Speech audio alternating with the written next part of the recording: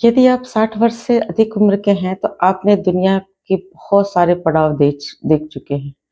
आपने अपने कई पूर्वजों को जाते हुए देख लिया है। आप मृत्यु के सत्य को जानते हैं। आप इस बात से अवगत हैं कि जीवन नश्वर है, आत्मा शाश्वत है। लेकिन समस्या क्या हो जाती है? फिर जब आप इतना सब कुछ जानते हैं, आपने इतना सारा ज्ञान पढ़ा है, इतना सारा ज्ञान सुना है, फिर मोह में क्यों पड़ जाते हैं?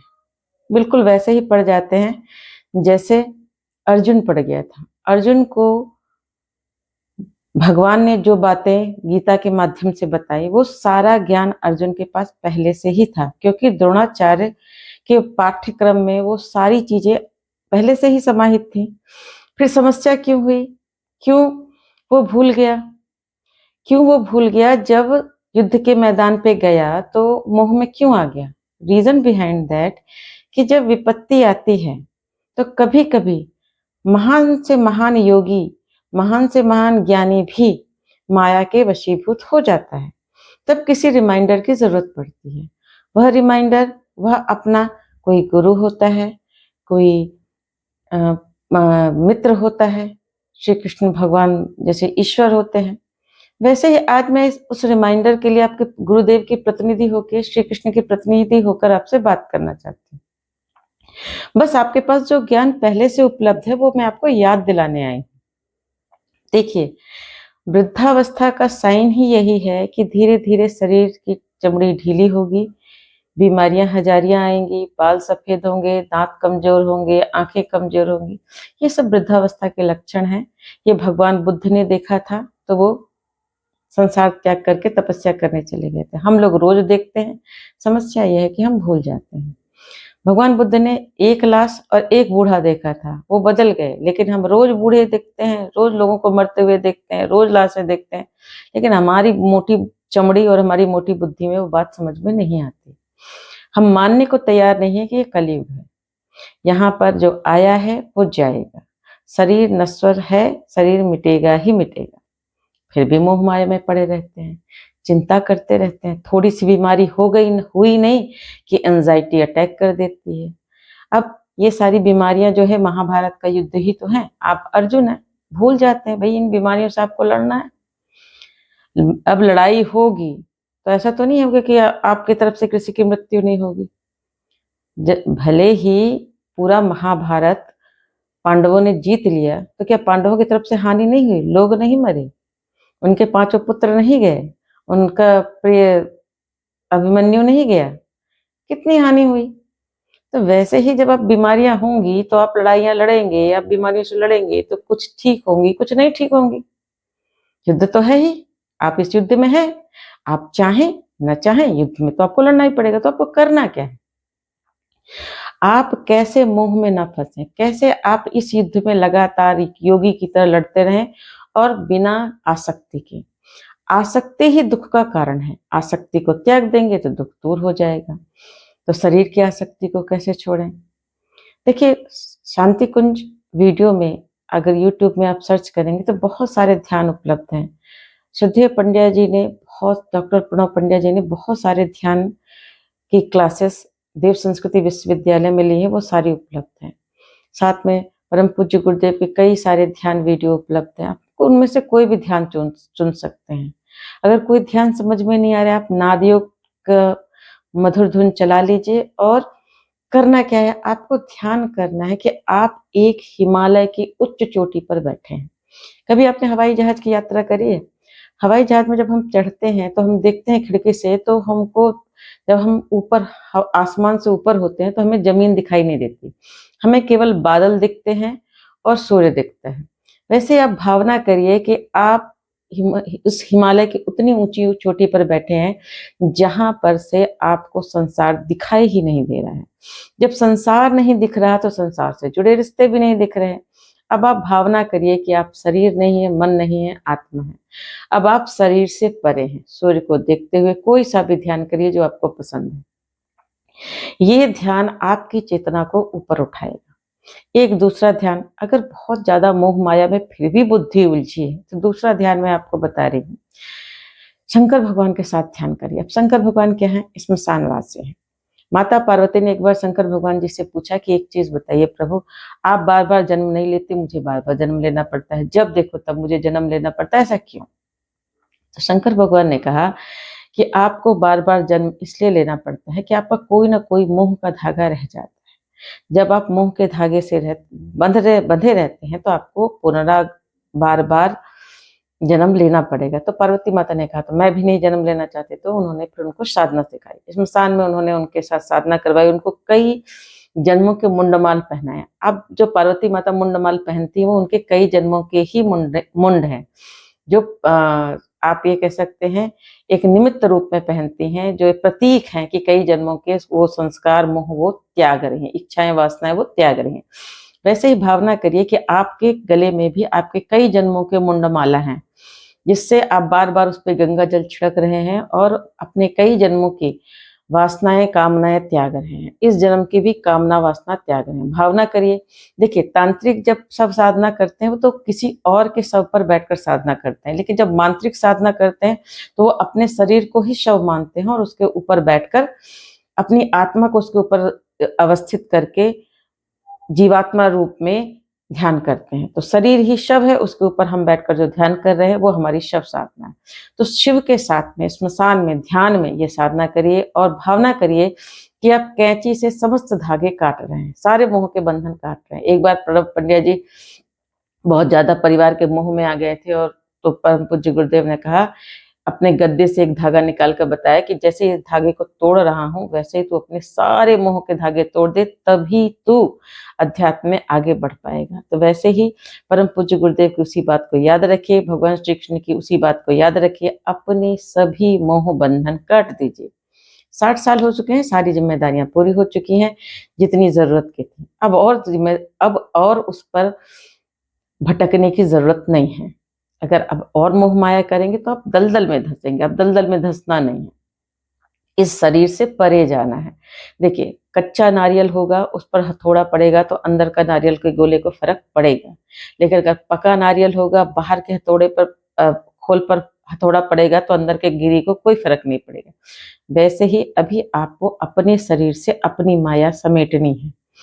जब शरीर से माया समेटनी है तो शरीर से जुड़े रिश्तों से भी माया समेटनी है। पहले के समय के लोग क्या करते थे, जैसे ही वृद्ध होते थे वो 60 वर्ष से अधिक हुए, संन्यास लिया, जंगल में चले गए, आश्रम हुआ करते थे, आश्रम में जाके तपस्या करते थे, घर परिवार छोड़ के, और समाज के लिए कार्य करते थे।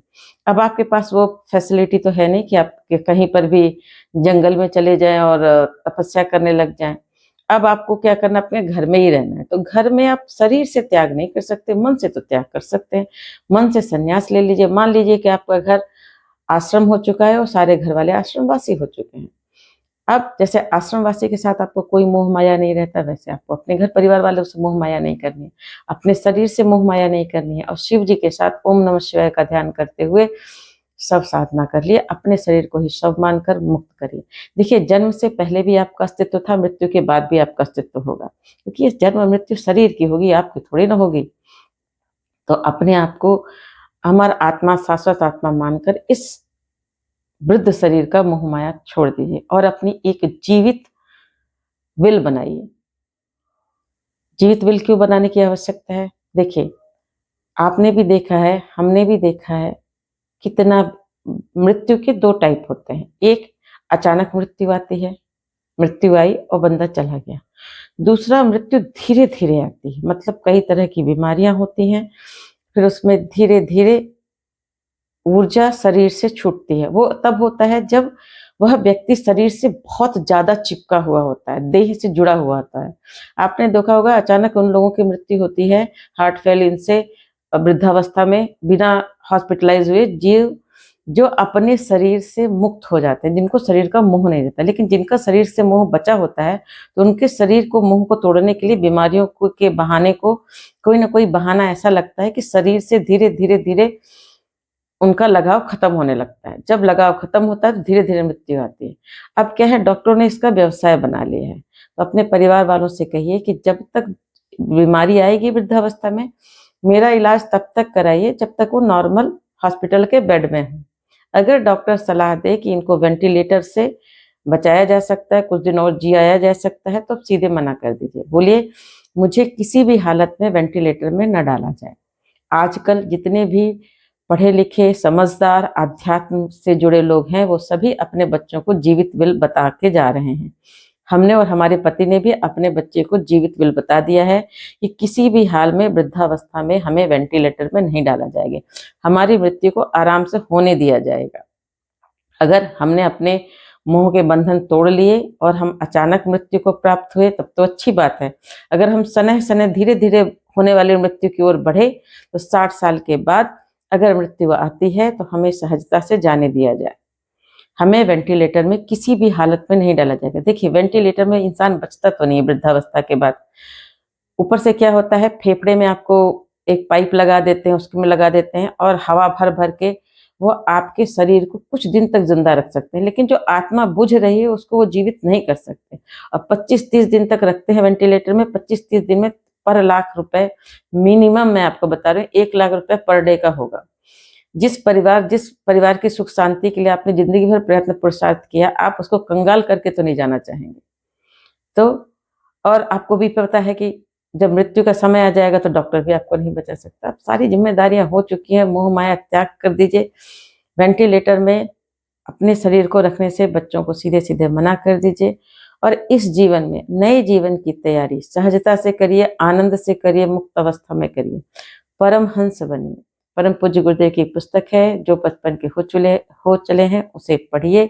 यह पुस्तक बहुत अच्छी है। अपने आप को परमहंस बनाइए, इस शरीर से परे जाइए।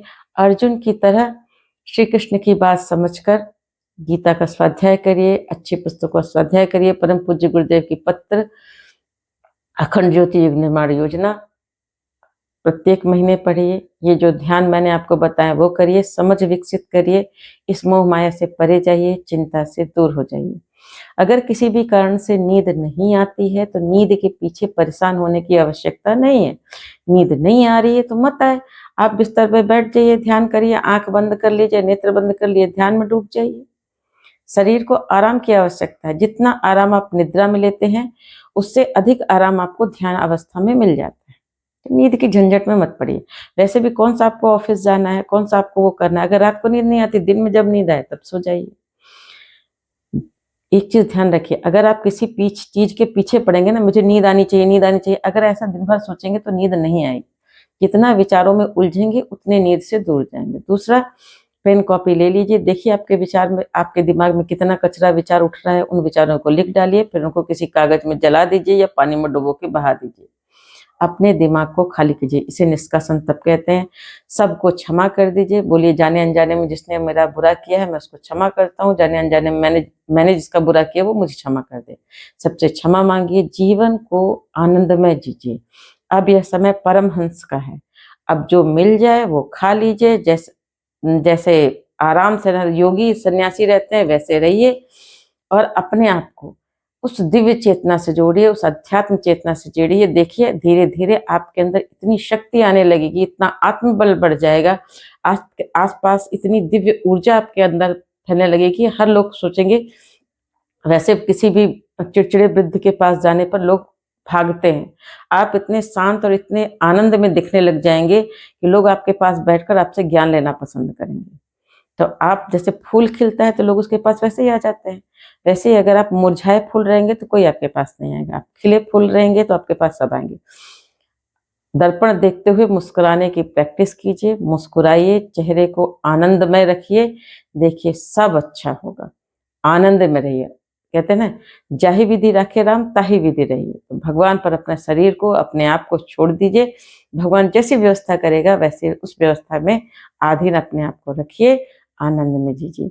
ये सारा ज्ञान आपको पहले से ही पता है, मैंने बस आपको याद दिलाया है। धन्यवाद।